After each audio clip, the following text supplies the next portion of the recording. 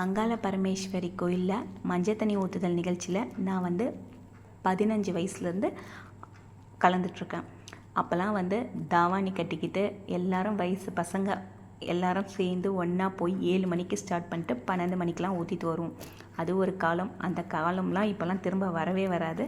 நான் கோயிலில் நிற்கும்போது எல்லாரையும் சுற்றி சுற்றி பார்ப்பேன். இவ்வளோ கூட்டத்தில் ஒரே ஒரு ஆண் மகனை பார்த்தேன். அவரும் கையில் குடம் வச்சுருந்தார்.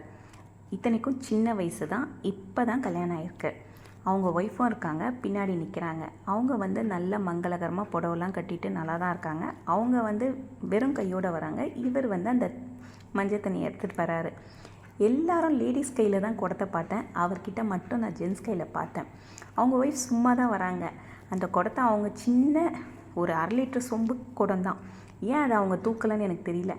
என்னெல்லாம் ஹேண்ட்பேக்கை தூக்கிட்டு வந்திருந்தாங்க ஜென்ஸு, குழந்தைங்கள தூக்கிட்டு வந்திருந்தாங்க ஜென்ஸு. லேடிஸ் கொஞ்சம் ரெஸ்ட் எடுப்பாங்க.